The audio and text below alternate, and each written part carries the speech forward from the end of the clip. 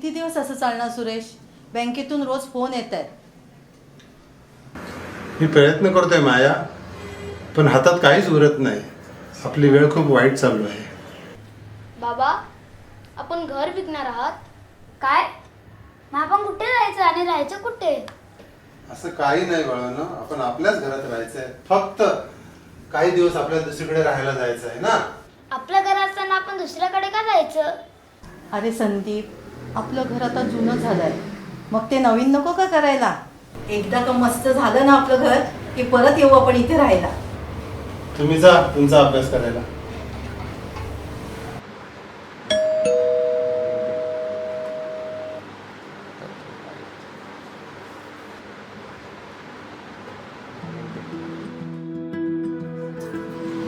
कसं आहेस दादा? अरे तुम्ही दोघी या या या आतमध्ये या. बसा.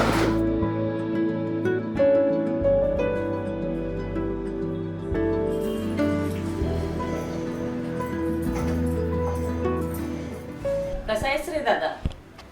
सगळं व्यवस्थित आहे. कसं काय येणं केलं दादा? घर विकायला काढलंयस ना? हो. तू हे घर विकतोयस, मग बहिणी म्हणून आम्हाला पण आमचा हिस्सा मिळेल ना? काय? आत्ता मी आधीच कर्जात आहे. आम्हालाही आमचं आयुष्य बघायचंय दादा.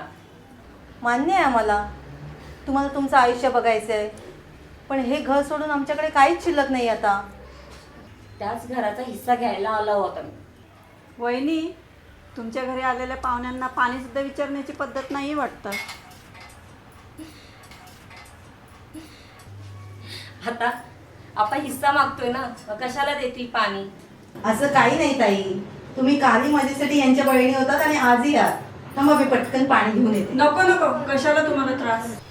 मम्मा मला ते पाहिजे. काय पाहिजे? जा घे जा. जे काही आहे ना ते आपलंच आहे, जा.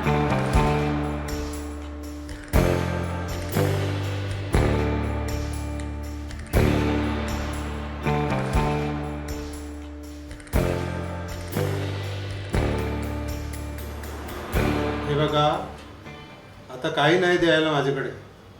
जेव्हा कधी पैसे येतील तेव्हा मी नक्कीच तुम्हाला तुमचा हिस्सा देईन. अजूनपर्यंत आले नाही, ते पुढे कधी येणार आहेत? नुसती सगळी कर्ज काढून ठेवलास. आम्हाला एका शब्दाने तरी विचारलंस का कर्ज काढताना? हे चुकतोस हा दादा तू. अहो, काय बरोबर बोलताय ताई? चुकतोस तू. बरोबर आहे का?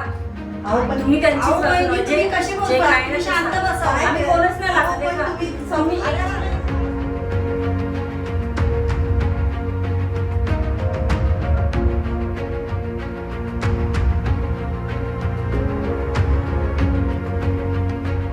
थांबा थांबा थांबा थांबा.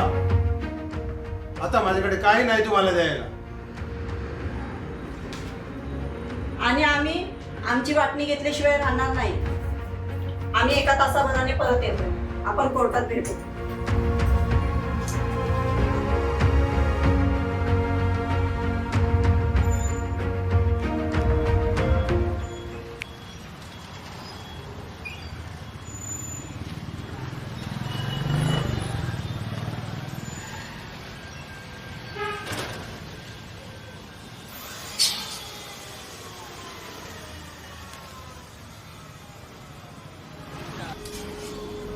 बघ ना, दादाला तर काही आपली काळजीच नाही.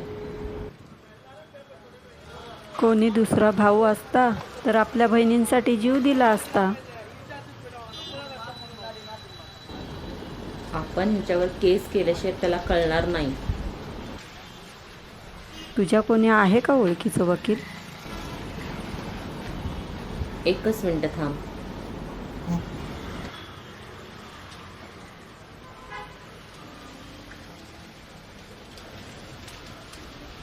ॲडव्होकेट ना? कुठपर्यंत पोहोचलात? ओके ओके, ठीक आहे.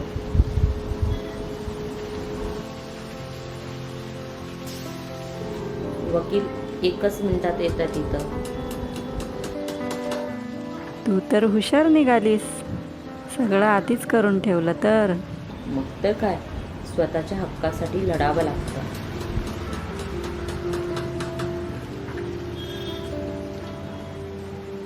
हॅलो, सीमा ना? हो. मी नेहा. तुम्ही बोलल्याप्रमाणे मी नोटीस तयार केलेली आहे. तर आपण आता पुढची प्रोसेस करायची का? कोणती प्रोसेस? कोणती काय कोणती? आपण दादावर केस करणार आहोत ना. खरंच करायची का? हे बघा, तुम्हाला तुमचा हक्क पाहिजे आहे ना, तर आता मागे हटायचं नाही. आणि जे काही करणार आहोत त्या कायदेशीररित्या करणार आहोत. त्यामुळे मनात कुठल्याही गोष्टी ठेवू नका. आणि तसंही आपण आधी त्यांना केस समजावून सांगणार आहोत. त्यांना समजावून सांगू, लग्नानंतर मुलीचा हक्क संपत नाही. मग ठीक आहे. तर आता आपण तुमच्या दादाच्या घरी जायचं आहे. तर तुम्ही माझ्या सोबत पाहिजे. हो, ठीक आहे. एवढा विचार नको करूस ग. सगळं ठीक होईल ना?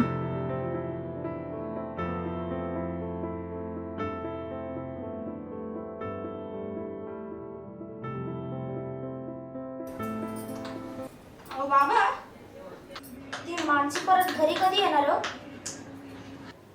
का रे? अहो, ती माझी गाडी घेऊन गेली ना. अरे जाऊ दे ना, आपण तुझ्यासाठी नवीन घेऊ. हा, बाबा, ते बोललेले की आमच्यावर केस करणार म्हणून तुम्हाला जेलमध्ये जावं लागणार ना. असं काही होणार नाही. त्यापेक्षा हे घर त्यांना देऊन टाकू. आपण दुसऱ्या घरी राहू. पण तुम्ही जेलमध्ये नका जाऊ. अरे संदीप, असं काय होत नाही. तू कशाला काळजी करतो? बाबा आपल्या घरातच राहणार आहे. अहो, पण ते किती वाईट आहे तो. असं बोलायचं नसतं. ते आपल्यापेक्षा मोठे आहेत ना. मोठा आहे तर कसं मग वागणार का? ए, पुरे झालं आता. गप्प बस सगळ्यांनी.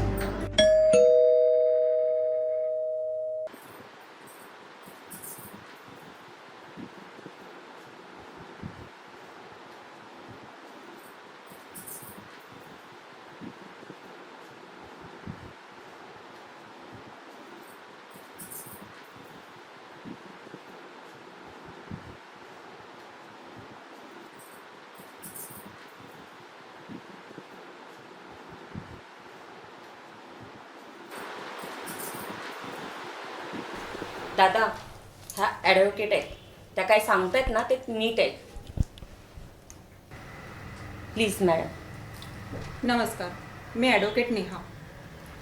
तुम्हाला तर कायदा माहीत असेलच की आता वडिलांच्या संपत्तीत मुलींचा देखील अधिकार असतोच. आणि कायद्याने देखील तो मान्य केलेला आहे. तेव्हा जर तुम्ही असं केलं नाही तर तुमच्या बहिणी तुमच्यावर केस करतील. आणि हे त्यांचा अधिकार आहे. आता माझ्याकडे देण्यासाठी काहीच नाही. काही कसं नाही, हे घर आहे ना. आणि ते तू आम्हाला न सांगता विकणार होतास. तर मला हौस नाहीये हे घर विकण्याची, पण माझ्याकडे दुसरा पर्यायच नाही. हे बघ दादा, तू कर्ज काढलाय हे आम्हाला मान्य आहे. पण ह्या घरातून जे काही येईल ते आम्हाला पण मिळू दे ना. आम्ही कधी नाही म्हटलंय, पण आत्ता नाही देऊ शकत. काही दिवसांनी देऊच आम्ही. पण आता द्यायला काय प्रॉब्लेम आहे? हे बघा मॅडम, माझ्यावर खूप कर्ज आहे. माझी परिस्थिती तुम्ही पाहता. माझ्यावर घर विकण्याशिवाय दुसरा पर्याय नाही. हे बघा सुरेश, तुम्ही काही लपवत तर नाही आहात ना? मॅडम, तुम्ही यांच्या बोलण्यावर जाऊ नका. मी कशाला खोटं बोलेन? बाबा, हे घर द्या त्यांना. आपल्याला नको हे घर.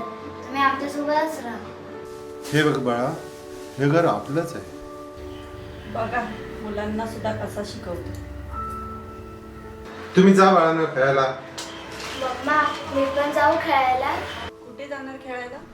मनीष सोबत जाऊ का? ते दोघं खेळतायत ना. काही गरज नाही. घरी दादा आहे ना, त्याच्यासोबत खेळ. दादासोबत नाही खेळायचं. तो मला मारतो. तुझ्या चांगल्यासाठीच मारतो ना ग. नाही ना. गप्प इथे उभी राहणार तर मी मारे ना. गप्प बस. दादा, तुझे काय करायचे ते लवकर ठरव. मी काय ठरवू? हे बघा सुरेश, तुम्ही एवढे कर्ज का काढलात? आणि तुम्ही जे काही कर्ज घेतलंय त्याचे डॉक्युमेंट असतीलच. ते बघू शकते का? ठीक आहे.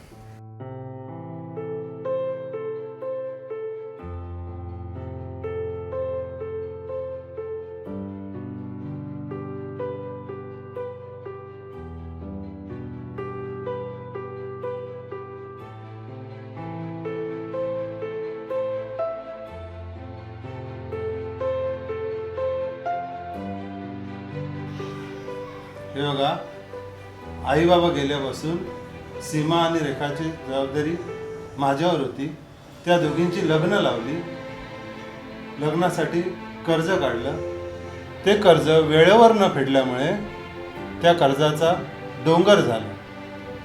त्यामुळे मला घर विकण्याशिवाय दुसरा पर्यायच नाही. आता तुम्हीच सांगा, मी काय करू? दादा, तू आमच्या लग्नासाठी कर्ज घेतलं, मग आम्हाला का नाही सांगितलं? कसं सांगणार? तुम्हाला त्याची झळ लागू नये म्हणून लपवलं यांनी सगळं तुमच्यापासून. सीमा, खरंच या माणसाकडे वाटण्यासाठी काहीच नाही, पण त्याने आयुष्यभर जबाबदाऱ्या वाटल्या आहेत. आपण काय करत होतो? आपण आपला भाऊच हरवणार होतो. मग पुढची प्रोसेस करायची काय? नको नको. सॉरी दादा, आम्हाला वाटणी नको, आम्हाला आमचा भाऊ हवाय. हो, आम्हाला ना आमचा भाऊ हवा आहे. दादा, हे बघ, माझ्याकडे काही पैसे आहेत, ते तू घे आणि आमच्या लग्नासाठी जे कर्ज काढलेत ना त्याची आपण वाटणी करू. आणि दादा, माझ्याकडे थोडेसे दागिने आहेत, त्याचे खूप पैसे येतील. आपण तिघे मिळून हे कर्ज फेडू.